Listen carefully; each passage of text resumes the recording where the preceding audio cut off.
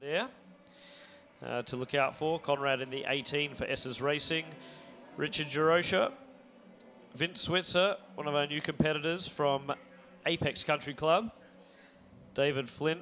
Jason Plotke again from Apex. Jeff Ping, David Albin, Kit Leslie, Bob Gretchen, Jason Greenwood in the 529. John Field, look out for him at the back of the grid on the 37. And then India Miller, Chris McMurray, and Ophir Levy is not with us this weekend. So the car's doing 2 pace laps just to get some extra temp in these tyres. The Hankook tyre is fantastic. Probably a little too good, if you will. So hopefully the pace car will be woeing them down in just a moment. Well, this appears, I'm really excited. After reading about it and seeing them in practice this morning, this is certainly a great issue, and we're getting ready. Here's the pace car, taking them first time by. That's right. So, as we said, 3 classes. You can tell the classes. The Dayglow yellow on the back of the rear wing indicates the Platinum class.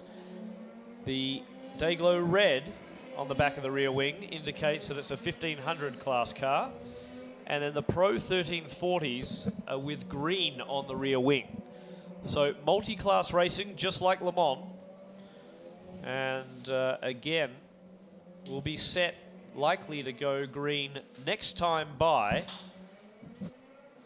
This is the first of 18 races throughout the year. It looks like we've got a car that had a spin. Little early for that. It is a little earlier for that. I thought this morning was early for qualifying, but you know, nerves are high. Yeah. This is first one of the season, of course. Well, let's talk a minute about fans out there. The start of any race at Barber Motorsports Park is challenging, but the biggest challenge is always turn number 1. It is known for they've put a runoff area now. I mean, it was there before, but it is gravel, and it is always a challenge because they go into that right, they go down and into a left-hander, and that big sweeping turn goes down more, and then you come back up a rise where you can't see the top of the hill, and although you may not know it's a hill until you're at the bottom, and so you don't know where you're going to go, and you can't see if anybody's had a problem at that point. Well, there's the car that's just being towed back. So I've been told this has changed the game plan here. We're going for a single file start. Okay. And wouldn't be surprised if we're going to try and get going in a moment, although that car's got a long way to go, hasn't it? So yeah, he does. Well, they sometimes will take them off and over right here off of turn 5. But since the race hasn't started, I don't know quite what they'll do. Unfortunately, I think that looks like Kit Leslie in the 30 machine. They're cutting around. They're going to make a U-turn and get the car out of harm's way and to get started. Well, I know the drivers were keen to get some temp in their tires. They're certainly doing that. So a bit of a, if you like, a muted start to the season here for the Blue Marble Radical Cup Series under the safety car. But better to be safe than sorry is, you know, absolutely the right approach from the race director. So as these guys come around, a single file start, I believe. Now, what we were mentioning beforehand is there's some cars at the back of the grid to look out for. Yes. That's 37 of John Field in the red SR8 and the 500 of Indy Al Miller with blue marble on the side of his car. Both platinum class cars, both extremely quick drivers. I would fully expect them to be rocketing up this field, and they'll provide some pretty good action, I think, as we go racing. So the clock is ticking by. This is eating into the 40-minute race. Yep. So these guys will be getting eager to go. And it's a big stream of cars, isn't it? 29 cars on the grid. But that's great. I like that. It just ought to be interesting to see. The single file start, but I would wager that the guys at the back are certainly going to try to catch up, if you will. Absolutely. And if you want to follow the live timing, rsc.livemotorsports.com. You can follow the live timing on a website. So rsc.livemotorsports.com. You can select between the classes or the outright position. The lights do appear to be off that safety car, I think. And the yellow flags have been withdrawn. So get ready for racing to start officially. Round 1 of the Blue Marble Radical Cup. Big shout out to Smoke Buddy, who's supporting the live stream of this event. If you're watching back at home and cheering on your local Radical driver from all around North America, these are the best drivers from the country clubs, from SCCA Pro Racing, that run these Radicals, and the teams are getting ready. They're looking for the starter stand. And we're awaiting the green flag. And it's out. So, we're underway here at Barber Motorsports Park. And a pretty clean start so far, given the single file nature of it. Some passing there, car 15. And a new gentleman, Vince Switzer, making a move to the inside of turn 1. Number of the drivers first time here at Barber and commenting just how awesome this track is, saying that they'd been on the simulator and it just didn't do it justice. The undulation, the turns here are fantastic. Oh, a bit of a lock up there into the hairpin. That was behind Jesse Mensah, and I think that was Nate Smith having a go. So everyone being very, very genteel, I must say, on this opening lap. And Al Miller storming past a few cars before he gets into the chicane, into Museum Corner. So he's got some work to do. Indy Al Miller, the outright champion last year. 3 classes, and we award an outright championship to the man with the most points regardless of class. And it's all really competition based. If you're competing against more people, you get more points, which makes sense. So the outright champion making moves. In the lead, it's his teammate for One Motorsports, the 81 of Mel Johnson.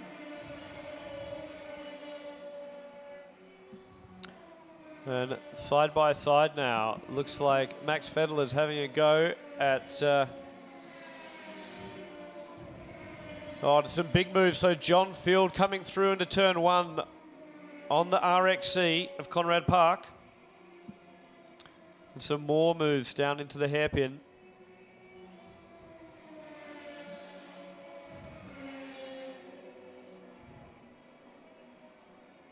You can just see the speed of these cars as they rocket by on the straightaway. Little lock up over in Charlotte's Web, the hairpin. And I must say, it's a good pack of cars, isn't it? They haven't spread out really too much, given we started single file. There's just so many of them, I guess. Great fields here in the Blue Marble Radical Cup Series, and the fields just keep getting bigger and bigger throughout the years. The series really starting from a grassroots level, and again taking drivers from club level racing, the country clubs, and bring them together for the ultimate Radical Series here in the USA. So Meltham, I think Terry Olsen's starting to hunt him down a little bit. In third place, Louis Schreiber has taken a year off last year and come back with a vengeance. He was fastest in practice 1 and 2. And the 111 machine for Team Stradale in Chicago. Wouldn't be surprised if Louis gets pretty racy as the laps wear on. He's certainly starting to hone in on the back of Terry Olsen in car 16. The yellow and white car that's sitting at second outright at the moment. A little bit further back, Greg Gorski is in ahead of a pack of cars, and that's Raffol's behind him.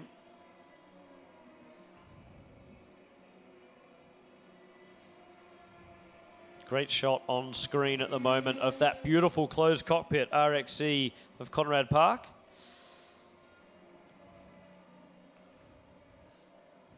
Again, these cars extremely quick, high downforce motor cars, lots and lots of aero.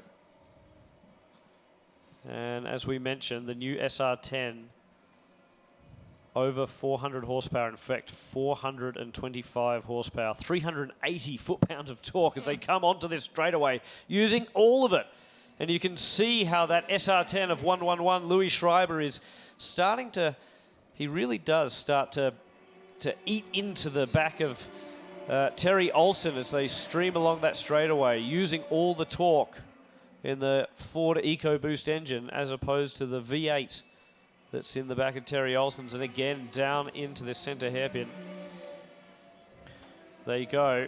And on screen now, we can see this action. Great shot of them streaming by. Well, your top 3 drivers in the Platinum class really showing the difference in the classes. But then as you look at that next group of 1, 2, 3, 4, 5, 6, 7, with Alex Morton bringing up the rear in the red and white entry, those guys are a little more, they're closer together. Yeah, and it's there's a touch on screen. We could just see the start of a spin. I think that was through the let's see, the corner onto the just out of museum, perhaps. Yes, was it? Possibly. Yes. Let's see.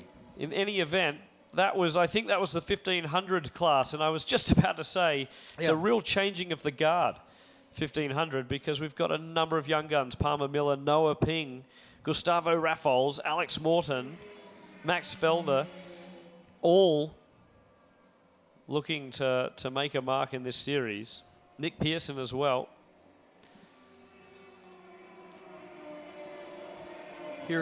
So here we go. This is the you replay. You can see here, I think that's Palmer Miller behind, and he's behind one of the SR10s and just tags the back of it. And all of those 1500s are going to have to get out of the way of that spinning car.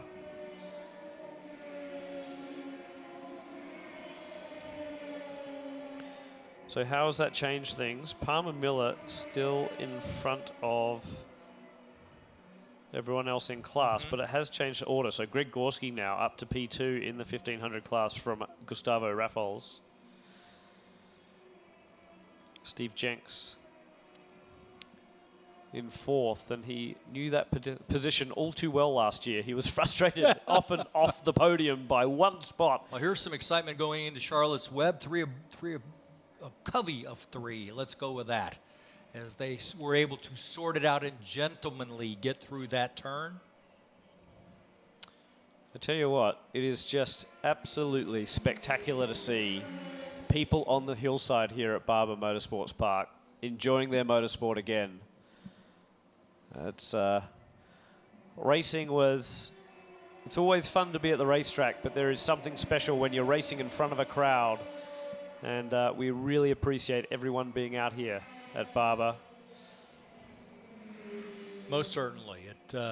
We're excited to be hosting, and the people at Barber, we've made some concessions that we had to fix to get it working. But so far, it is working, and we have cars on the track, and we are looking at some very exciting racing right now. Absolutely, and the camera following Conrad Park around with the 57 of David Flint behind him. Well, I'm trying to figure out what if Jim Booth has dropped back or has come up, because he is a platinum driver and he's currently in 10th. Right, and I just wonder whether he got a little bit caught up in that that melee. Just trying to pick up some of the cars from up here in the commentary booth, and running line astern into the center hairpin is a couple of the guys from Apex, and one of them, that yellow car with Prisma on the side, Chris McMurray, former Sebring 12-hour winner. It's amazing, some of the guys in this series. John Field as well, ex-American Le Mans Series champion, People would remember the Intersport cars, the black Lolas and AER-powered cars, always really, really good. And that car going into turn one there, that was John Field, of course. Aggressive as always, just diving from miles and miles back and saying to everyone else, I'm coming through. Let's look at him as he comes up from turn 4. Yeah, John Field in the 37 machine, the red car out in the middle of the racetrack, and he is coming down into the hairpin. And he's coming up to that battle for the 1500 class. Yes. And the first person he's going to meet is Alex Morton. Right. So that might change the complexion of this 1500 class battle. So Morton sits 5th, I think. 6th, rather, in class at the moment. So who gets a little bit of a break? Who gets the raw end of the stick, if you will, with the Platinum car coming through? So here we go. John Field through the high-speed section around the top end of the circuit. How will he dispatch of the 1500 drivers?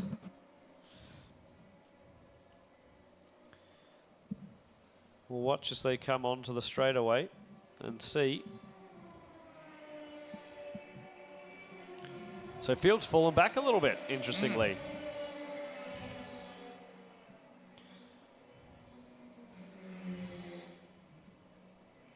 Well, your leaders just coming out of Charlotte's Web turn 5, now headed towards the museum turns.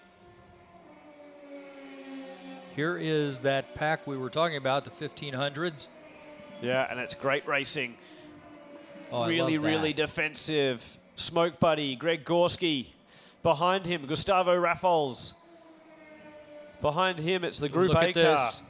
Yeah, and now John Field takes a straightaway to make a bit of a move here. So how do they come out of the museum corner? It's tight. It's sort of, dare I say, it's a bit of an accident waiting to happen, all that. Sometimes that's what you got. So here we are on screen, and it's out of those high-speed chicane. We're following this pack around the racetrack. Great work, director, because this is exciting stuff. So you can see the black car of Greg Gorski, second in line there. John Field is carving his way through the pack. This is a tough battle. You've got Gustavo Raffles that's being chased as well. So leading that charge is the 55 of a new driver. 55 of Noah Ping. Outstanding job for Comprep Motorsports out of Georgia, new to the series. Ping, a rookie driver, and leading the 1500 class. Really impressive stuff. Behind him, Gorski. And then it's Raffles. Now it's John Field who's made the pass on 64 of Steve Jenks, or 68 rather, of Steve Jenks. So again, the drivers in the 1500 class just being probably told by their spotters, just let Field go. Yep. See if it gives you a gap, or see if it gets you closer to the guy in front.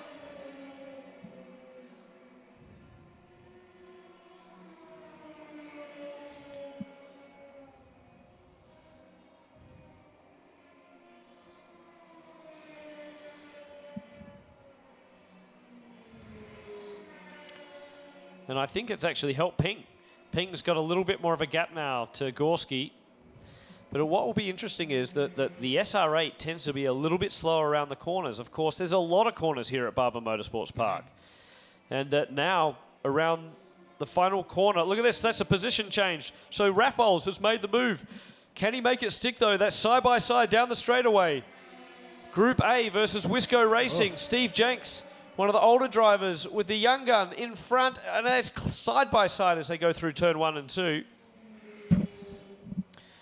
And Raffles, I think, had to relinquish the spot. We'll see as they come up over the rise. And indeed it was. So Raffles has fallen back a little bit. And Al Miller in the 500 machine now. He has to carve his way through it. So the Blue Marble driver, Al Miller, looking to get around these 1500 class cars. And he's hunting down John Field.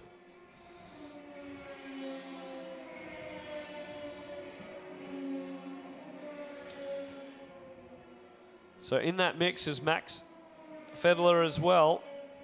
He's been a motocross champion, a cyclocross champion for the USA no less, and competed on the international stage. Now he's trying his hand at motorsport, and straight away, not surprising really, ultra competitive.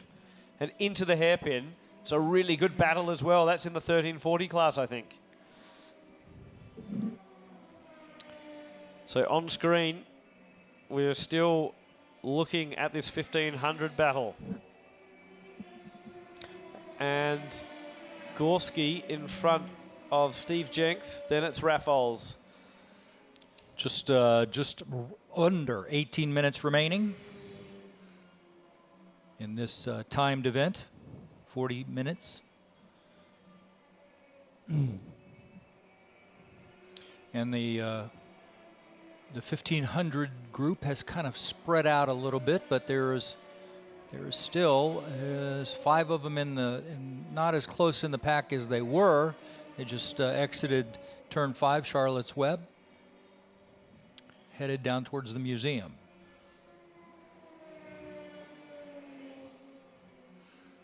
Your leaders, Mel Johnson.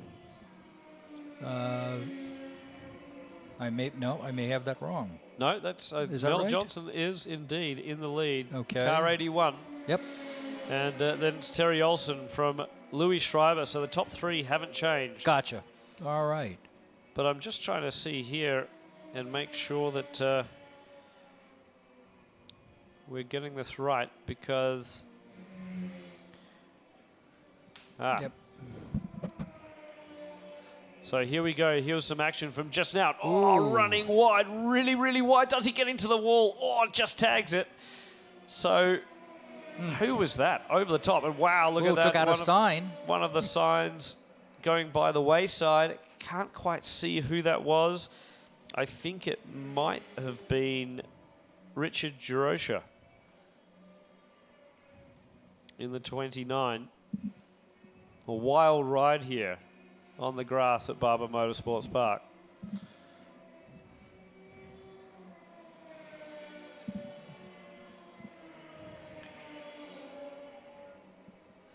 So with the Platinum class cars coming through that 1500 pack, that has settled things down a little bit.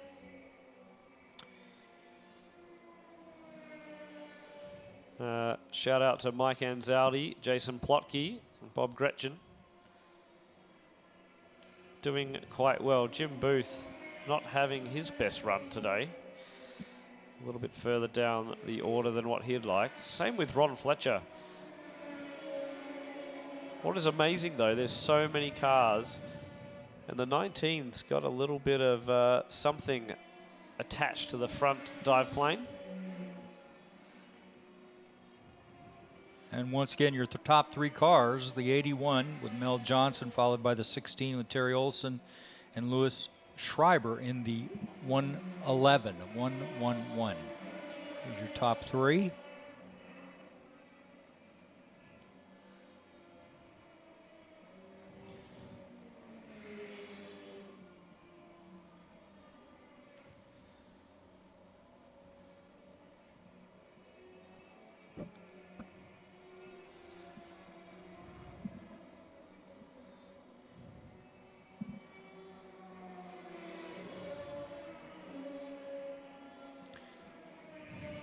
Fans, if you're looking to you want to really appreciate the display of horsepower and torque, focus in on turn number 5. That's Charlotte's Web. Watch the way in which the cars enter the turn, and then the way they exit, and look for the acceleration following the horseshoe. And you will notice that they tend to, especially, it's easier to spot if they're together, by the way. You can see them push out. And we've got a slow roller coming in on pit road. and he's kind of almost come to a stop. That certainly can be a concern, because he didn't. I'm sure they have a localized yellow, but let's see if he's still underway.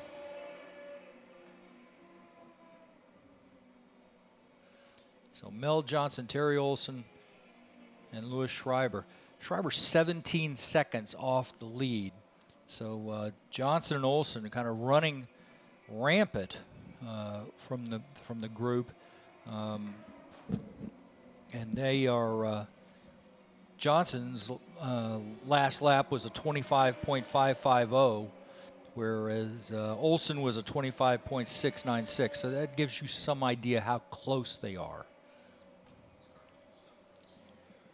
And we're learning that it was car 57 that was slow into the pits there, and they obviously, we have seen nothing, so he got in fine.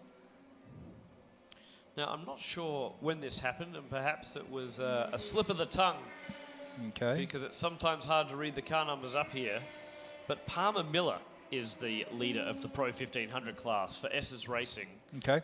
And a lot of these cars are yet to have a bit of livery. In fact, a lot of them are brand new, so there's a few white cars out there. So this is a little bit harder to pick up.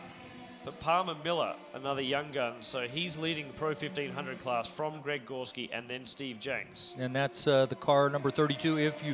And they're going so fast, it's hard to pick up the numbers on occasions. So don't feel like you're alone there.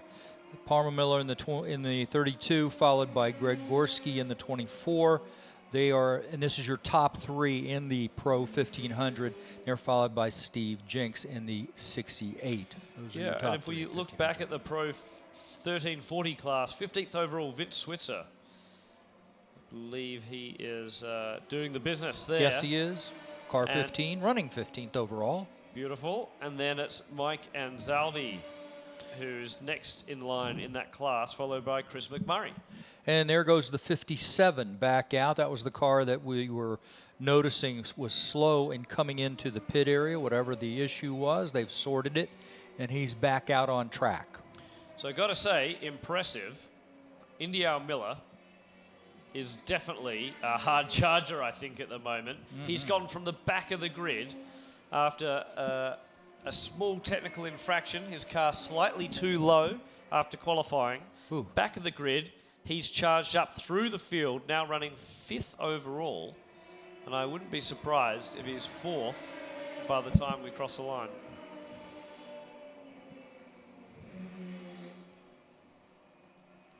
In fact, he is. So there you go. But what has happened to Louis Schreiber? Louis Schreiber running 3rd in pit lane, apparently. Disaster for the Team Stradale driver in the brand new car. There's been a touch. Oh, it's so close. Down into the hairpin. Really good racing here at Barber Motorsports Park. The Blue Marble Radical Cup Series. Again, thank you to Smoke Buddy for helping to present this online and around the world, live stream from the Radical Sports Cars UK YouTube channel. And Schreiber's in the pit area, as you said, and he is dropping like a rock. He's now 13th overall, but he's unfortunately still in there. Palmer Miller, exceptional job. Somehow he's in front of some of these. Look at this. Oof. Faster cars. And that was Al Miller, I think, just making the move on Palmer then. Forgive me, I stepped on you, but they were headed into the turn, and that was just a natural reaction. They are running so tight. It's fun to watch. It is wild to see these guys in these faster cars storm up through the field. Yes. And look at this, Al Miller.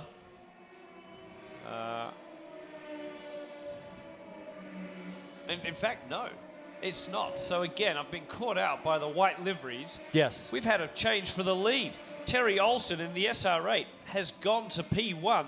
Somehow Mel Johnson has fallen back. So I've been looking out thinking that Al Miller was mixing it up there. He's still made a huge move up through the field, sitting 3rd in the Platinum class, 4th overall. Well, and his time, they're running so close in times.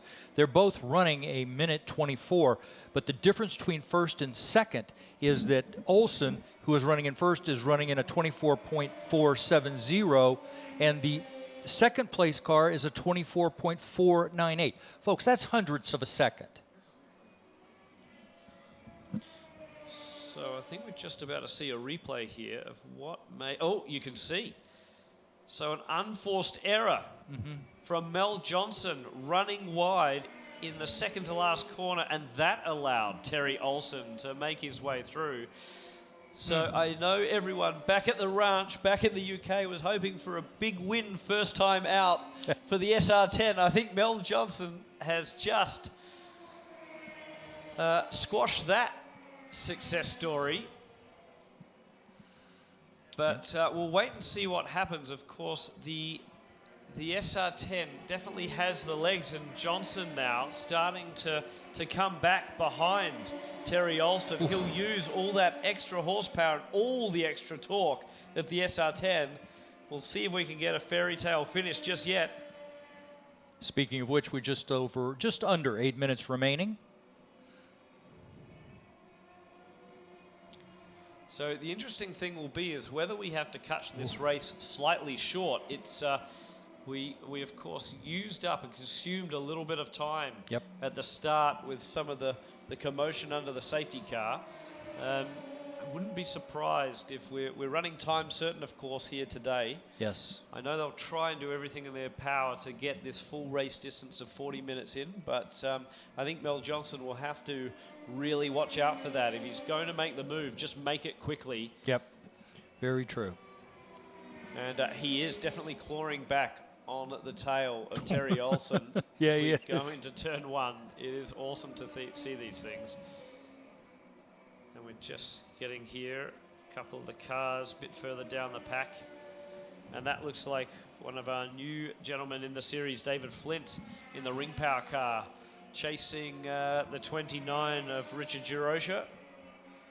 Down parted. Oh, wow. David Flint had a great... You can't look down for a second moment. here. You can't. He had a huge lock-up into turn one. He got really close to the back of the car in front. But he did the right thing and sacrificed himself. So around the hairpin, the red car, that's John Field. A little over and under. Absolutely. Went high and came in low as he exited. And that's probably for class. Conrad Park in the same class as in the Platinum class, all of the faster cars, and Conrad Park in that beautiful closed cockpit RXC. He's got more horsepower, but a little bit more weight to throw around this racetrack. That car a little more suited to some of the longer racetracks like Road America, which is where we go next. And so Mel Johnson gets his nose cut off. That's a disaster for him. Trying to pass one of the back markers there. And Terry Olson's got a break. So onto the straightaway, we see the red car fly by the screen here. And that is John Field into turn one. Conrad Park getting a lot of airtime today.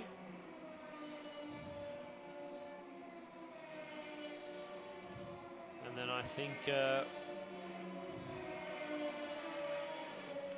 just looking to see who we're picking up. Letting all the cars fly by. And once again, fans, you really want to see what's going on. You want to see where racing really occurs. Is watch turn 5, the hairpin or Charlotte's Web right there in front of the big spider. And you will see drivers go high, go low, come in back. Some of them are having to race defensively. Let the faster cars go. Some of them are trying to improve. So it is a good location and a good judge of how fast and how quick these cars are. It's also one of those corners that has a couple of different lines. Yes, by all means. Some people turn in a little bit earlier. Yep. And get down to that apex, while others are trying to late apex the second part of that corner. Very true. And that can always cause a little bit of a commotion if you're sort of not watching yourselves and thinking about the driver in front and what he might be doing differently to you. Down the straightaway, the 5.29 of Jason Greenwood. We haven't talked much about him so far, but Greenwood in the AMI Systems car. And he's currently running 24th overall. So, full position, down the straightaway, Greg Gorski doing some defensive driving. That was Max Fedler behind him.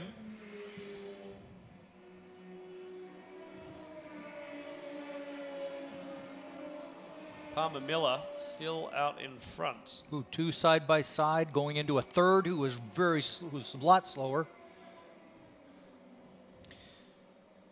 Yeah. And the car that's now out of those three had to drop back because he was forced to actually blocked, not intentionally, you understand, but. Well, you got to do something. You got to make that radical that's pretty nimble little car as wide as you possibly can. Get your shoulders out, if you will. Yes. And try and position it correctly.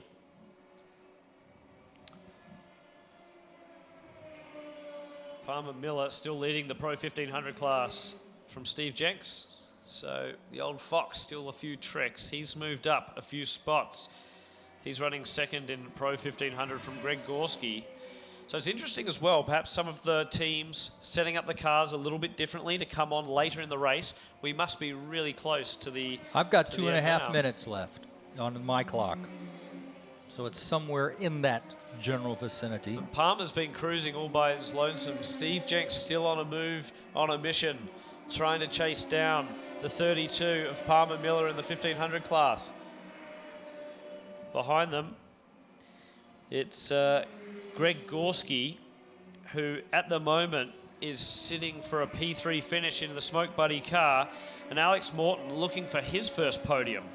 Okay, we're showing him just under 2 minutes, about 1:50 left. And Raffols looking racy as well into the hairpin. And Gorski's got his, trying to get through a back marker there. So now it'll be Fedler, who has to actually, sorry, Morton rather. Morton, who has to get past that traffic. There's a lot of traffic going into the museum. Yeah, and into chicane. the museum, absolutely. We'll see where they spill out because Raffols, Jesse Mentz's in the mix, I think, as well. Gorski's definitely there. Morton and Steve Jenks just ahead in second position in the 1500 class. Palmer Miller in the Texas flag,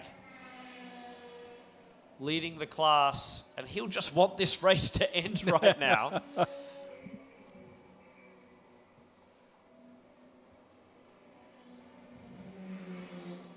And Johnson and Olsen running so close in times. Palmer has to be careful. He gets his nose chopped off as they go into turn one. Under a minute remaining. So this should be the final lap. Now, Gorski's got a bit of a gap to Raffols. So Morton's dropped back. What can Raffols do about Gorski? Can he get on the final step of the podium in the 1500 class? They should see the white flag or the checkered next time by him. Kind of. Vince Switzer leading 1340s from Chris McMurray. So Mike Anzaldi's dropped back down. The 61 of Anzaldi was up White flag further, out. and the white flag is out. I love Anzaldi's paint job coming down into the hairpin there. It's the 61. It's sort of reminiscent of Nigel Mansell's Williams. Ah, yes. With the cannon, and almost looks like. And we've got a car spun out over in Charlotte's Web. He got back on. Right, so that's the Ring Power car. And just in front of... Flag stand has the checkered flag in hand. Absolutely, and at the moment it is Terry Olsen who should be seeing it first. So we're waiting for him. The white flag still out. Conrad Park crossing the line. Where is Olsen? 1500 class battle still strong, and Gorski will have to defend from Raffols on this final lap. That's going to be a fun one to watch. So the 24 and Raffols behind him in the black Wisco machine. The white flag is out. And here we have a car in the kitty litter over in turn 5. He's trying to steer out of it and is able to.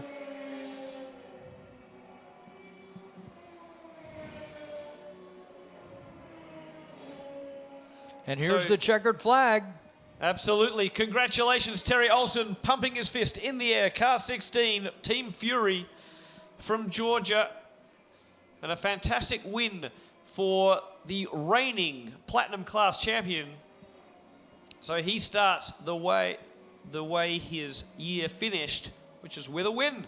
Congratulations to Terry Olsen. Mel Johnson should be coming past the post. He's about 16 seconds back. Unbelievable job too for Indy Al Miller, just crossing the line in the 500 machine. Definitely the hard charger of the race. From the back of the grid to P3 overall and P3 in class. Palmer Miller, congratulations. A win in 1500 from Steve Jenks. Greg Gorski did survive that final lap to take the third step of the podium in 1500. Shout out to Gustavo Raffles in 4th, Alex Morton in 5th, Jesse Mensa in 6th, Noah Ping in 7th in class, and Vince Switzer, congratulations, taking the win in 1340 from Chris McMurray and Mike Anzaldi. Well, that was exciting, a lot of fun to watch, and if you really enjoyed that, and I'm sure you did, you're going to get a second chance today, as these cars will face off again this afternoon at 3:45, provided we stay on schedule. They will complete race number 2 of the weekend, and they will race again tomorrow. Their final, I want to make sure I've got that right, yes. Their third race tomorrow. They have at 2:50. But this is the first of 3. A great win. And we got a chance to really kind of figure out who's who. Coming up next in about 15 minutes, you're going to get your another look at the Porsche Sprint Challenge practice. And that'll be followed by the USF 2000 qualifying, then the Indy Pro 2000 qualifying, and the Indy Lights qualifying. There's one practice and then 3 qualifying events. Ought to be fun. And hey, you know that those guys. It really, I like the fact that you have the different styles or engine sizes out there. Made it very interesting. Well, we appreciate being here once again, and looking forward to race 2 later this afternoon. Of course, if you want to watch the live stream, you can follow along at youtube.com/Radical Sports Cars UK, and live timing at rsc.livemotorsports.com. Very good. Well, that was a lot of fun. Now, for the next race, how will they be gridded for the start? So the fastest lap times of this race will Okay. set the grid for race 2. And same thing happens in race 3. So it really means that you can make amends, if you will. Even if you've had a bit of a spin, a bit of a moment, as long as you can bag a fast lap time, okay, you can be back in the hunt for the next one. And I'm sure we'll see a bit of a shuffle because of that. Very good. Well, Tom, thank you. That was exciting. We'll look forward to seeing you back here a little bit later on this afternoon. Folks, once again, we're our first race of the weekend. And it was a good one. Got to see some real interesting strategies going on. And again, it depends on where you want to look and where you want to watch, but you get a chance to kind of, nothing is going to really change as far as what you want to look at. Certain cars will do better in the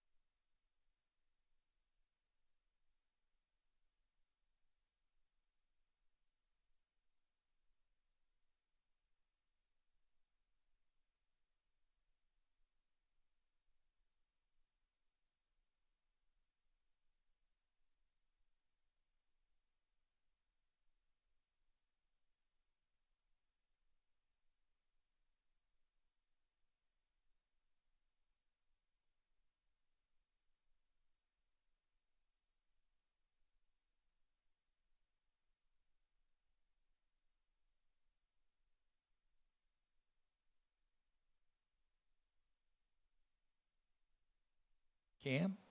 And one of the great things is that Coke, as I said, is doing some interesting things. So you can keep your afternoon on track with an ice-cold Coca-Cola with coffee. Yeah, that's right. You heard me. A great Coke taste infused with Brazilian coffee. Choose from 3 delicious flavors: dark blend, vanilla, and caramel. I think I'm going to get one of these on next break if we can get out there. I don't know. I think I'd have to go over to the fan zone. I don't think I can make it and make it back. So no matter what the afternoon brings, Coke with coffee has just the right amount of oomph to keep you going. Grab one today. Your afternoon will thank you. That's Coke with coffee.